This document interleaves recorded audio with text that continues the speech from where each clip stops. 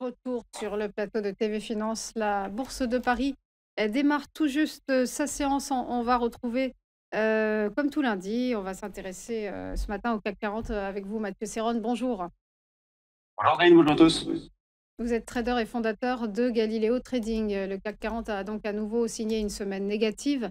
La poudrière au Moyen-Orient ne va pas arranger la situation sur les marchés secoués par ce conflit entre Israël et l'Iran. Oui, mais ce que l'on remarque, c'est qu'il y a pas de panique non plus, hein.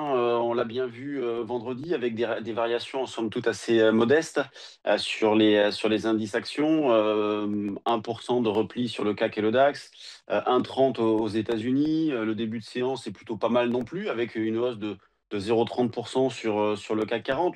On va dire que les variations les plus importantes se sont faites sur le pétrole, qui a pris 7% vendredi et 18% en 3 jours.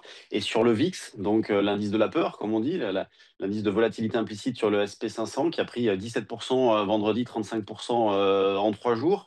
Donc on a vraiment des marchés qui sont, on va dire, assez calmes, qui cherchaient un catalyseur, et c'est ce que je vous disais depuis plusieurs jours. On avait l'impression de marcher à bout de souffle, qui voilà, était vraiment dans l'attente de quelque chose. Et puis justement, ces tensions ont fait que, bon, on est revenu un petit peu en arrière, mais sur le CAC, il y a rien de bien méchant. Nous sommes entre les mêmes limites depuis plus d'un mois désormais. Le pivot que je surveille est toujours 7550, 7600.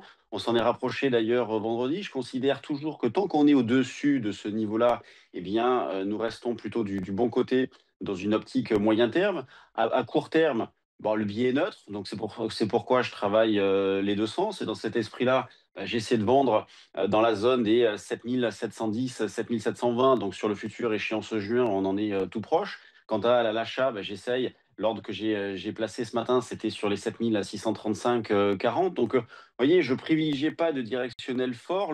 La tendance de fond, elle, reste haussière tant qu'on est au-dessus de 7550, 600. Et puis, à court terme, je navigue un petit peu à vue. J'essaie de profiter d'un regain de volatilité.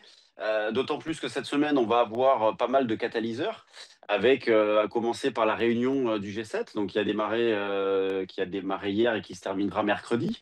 Donc, au Canada, le président Trump a d'ailleurs annoncé que des accords commerciaux devraient être conclus à cette occasion. On va également avoir plusieurs décisions de banques centrales, et notamment la Fed mercredi soir. Donc, un statu quo est largement anticipé. Je regardais encore ce matin, anticipé à 97% d'après le consensus CME FedWatch.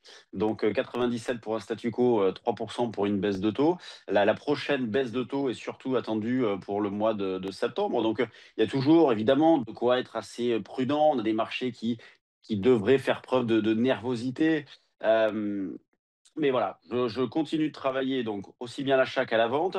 Les stratégies montées, les stratégies options montées précédemment portent leurs fruits. Je vous indiquais que justement pour jouer cet aspect marché à bout de souffle, eh bien, j'achetais des puts spread. Bon, bah, du fait du repli, ces stratégies-là fonctionnent bien. Donc soit pour profiter du repli, soit pour mettre en place des couvertures. Là, on a une volatilité implicite autour de 16 sur le CAC 40. Donc c'est pas non plus très très important. Vous voyez, c'est dans cet esprit-là que c'est pas non plus la panique sur les marchés, c'est pas non plus la folie. On a vraiment rapidement un retour au calme. Les marchés ont déjà largement connu, hein, des situations comme celle-ci, avec des tensions. Bon, on a également l'or qui s'est apprécié.